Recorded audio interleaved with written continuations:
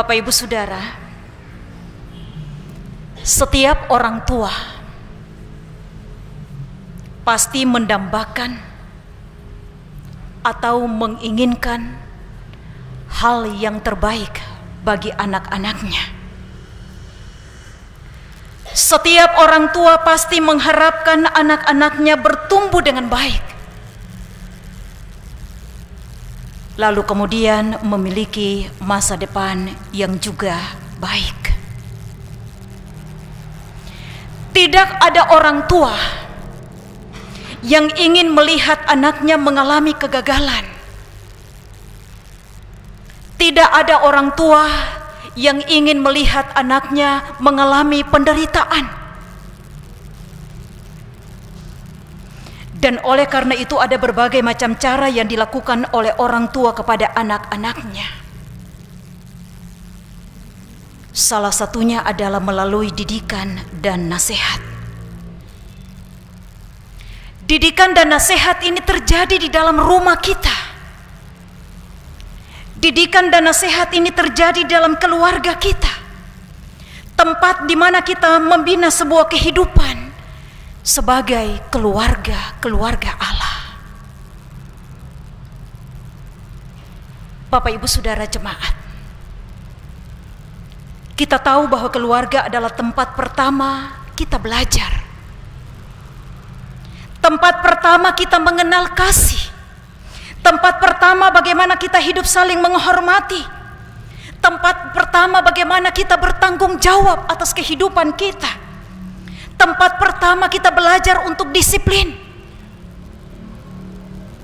Dan tempat pertama bagaimana kita punya iman.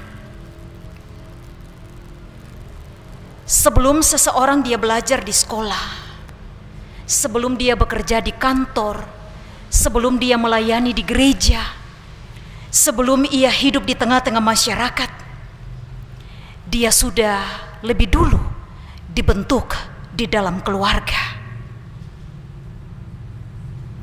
Di rumah seorang anak belajar untuk bagaimana dia berbicara.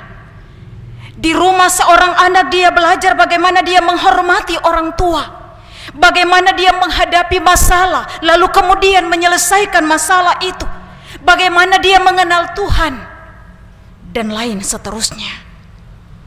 Oleh sebab itu, keluarga bukan hanya tempat untuk tinggal, tetapi lebih dari itu tempat untuk pembentukan iman dan pembentukan karakter. Namun Bapak Ibu Saudara yang diberkati Tuhan, kita harus berani berkata dengan jujur bahwa dalam dunia sekarang anak-anak kita sering kurang mendapat perhatian yang cukup dari orang tua, karena orang tua sibuk dengan pekerjaannya masing-masing. Waktu kumpul dengan anak-anak menjadi sedikit. Banyak anak-anak yang bertumbuh dengan pengaruh media sosial, dengan HP dan lain seterusnya. Tak juga ketinggalan pengaruh-pengaruh lingkungan yang seringkali kuat. Dia lebih kuat daripada nasihat dan bimbingan serta didikan orang tua. Ada keluarga yang tinggal serumah, tetapi jarang komunikasi dari hati ke hati. Misalnya, satu keluarga duduk sama-sama, papa di sana, mama di sini, anak-anak di sana, di sini, dan seterusnya. Apalagi kalau HP di tangan. Orang yang jauh semakin dekat, dan orang yang dekat semakin jauh. Ada orang tua yang menyediakan semua fasilitas bagi anak, tetapi miskin perhatian dan kasih sayang, kurang memberi teladan bagi anak-anak. Ada anak-anak yang pintar di sekolah secara akademik, tetapi kurang terbentuk dalam karakter. Ada rumah yang cukup secara materi, tetapi miskin dalam doa, miskin dalam firman, dan miskin di dalam kasih. Di tengah situasi dan keadaan seperti ini, firman Tuhan dari Efesus pasal 6 ayat pertama sampai dengan ayat yang ke-9, Rasul Paulus berbicara tentang hubungan dalam rumah tangga, anak dan orang tua, hamba dan Tuhan. Di balik hubungan-hubungan itu ada pesan yang paling mendalam bagi kita, yaitu bahwa setiap relasi di antara manusia harus dibangun, harus dijalani di dalam Tuhan. Artinya bahwa hubungan dalam keluarga Kristen tidak boleh dibangun di atas dasar emosi, kebiasaan-kebiasaan yang sering dilakukan kuasa-kuasa manusia, tetapi harus dibangun atas kehendak Tuhan. Paulus menasihati bapak-bapak dalam bagian firman Tuhan ini agar tidak membangkitkan amarah dalam hati anak-anak, tetapi sebaliknya mendidik mereka di dalam ajaran dan nasihat-nasihat Tuhan. Itu artinya bahwa tanggung jawab kita kepada anak-anak bukan hanya soal makanan dan minuman, bukan hanya soal pakai, bukan hanya soal membiayai pendidikan mereka atau siapkan fasilitas rumah untuk mereka atau kebutuhan-kebutuhan jasmani lainnya, tetapi lebih kepada membentuk pribadi mereka, membentuk hati mereka, membentuk pikiran mereka, membentuk jiwa mereka, membentuk iman dan karakter serta cara hidup mereka di hadapan Tuhan. Anak-anak dipanggil untuk taat dan menghormati orang tua. Orang tua dipanggil untuk mendidik anak-anak tanpa melukai. Para pekerja dipanggil untuk bekerja dengan tulus seperti untuk Tuhan. Dan para pemimpin dipanggil untuk memperlakukan orang lain dengan adil, karena Tuhan tidak memandang muka. Mendidik anak-anak dalam ajaran dan nasihat Tuhan berarti kita harus membawa mereka untuk mengenal firman, mengajak mereka untuk berdoa, memberi teladan dalam ibadah. Nah, salah satu program kerja kita adalah Bina Keluarga. Disitulah tempat di mana kita membimbing, kita mendidik dan menasehati anak-anak kita.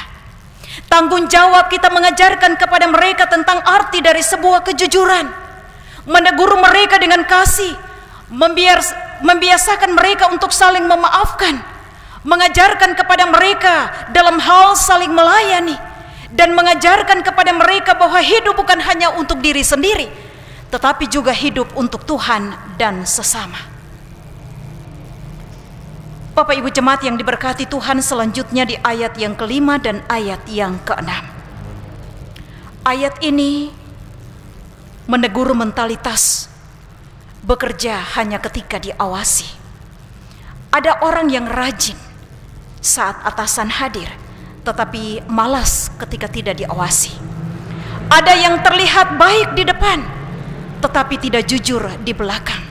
Oleh karena itu Paulus berkata bahwa orang percaya bekerja di hadapan Tuhan, dan ini sangat relevan dengan kehidupan kita yang sekarang. Baik itu di tempat pekerjaan, dalam dunia pelayanan, bahkan mungkin di rumah.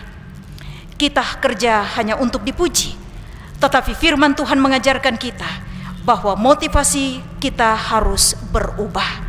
Kita bekerja karena Tuhan mempercayakan kita sebuah pekerjaan yang layak. Kita bekerja karena Tuhan menetapkan kita untuk melakukan hal-hal yang baik dalam dunia pekerjaan kita. Kita bekerja karena Tuhan melihat kita. Kita melayani karena Tuhan memanggil kita. Kita bertanggung jawab pada akhirnya atas semua yang kita kerjakan, bukan kepada manusia, tetapi kita bertanggung jawab kepada Tuhan. Di ayat yang ke-7, Paulus berkata, layanilah dengan rela seperti melayani Tuhan dan bukan manusia. Pekerjaan bukan hanya tugas duniawi. Pelayanan bukan hanya kegiatan gereja. Semua pekerjaan yang dilakukan, jika dilakukan dengan benar, jika dilakukan dengan jujur, jika dilakukan dengan tulus, itu menjadi persembahan bagi Tuhan. Dan semua yang kita lakukan itu tidak akan sia-sia, sebab Tuhan melihat hati. Bapak Ibu Saudara, di ayat yang ke-8 Paulus katakan bahwa semua orang, baik hamba ataupun orang merdeka, jika ia berbuat sesuatu yang baik, ia akan menerima balasannya dari Tuhan. Dan di ayat yang ke-9, Tuhan mereka dan Tuhan kamu ada di surga, dan ia tidak memandang muka. Artinya bahwa di hadapan Tuhan kita sama, berdiri sama tinggi di hadapan Tuhan, duduk sama rendah di hadapan Tuhan. Tidak ada yang lebih tinggi ataupun tidak ada yang lebih rendah. Jabatan manusia pun tidak membuat seseorang dia lebih tinggi di hadapan Allah. Semua kita sama. Pada akhirnya semua orang akan bertanggung jawab kepada Tuhan. Oleh karena itu, melalui bagian firman Tuhan dalam ibadah minggu ini, saya mengajak kita semua sebagai umat kepunyaan Allah, mari kita pulang dan kita lakukan yang baik bagi Tuhan. Lewat tanggung jawab kita baik sebagai anak-anak, sebagai orang tua, sebagai pekerja, sebagai hamba, dan sebagai tuan. Tuhan Yesus memberkati kita dengan firman-Nya. Amin.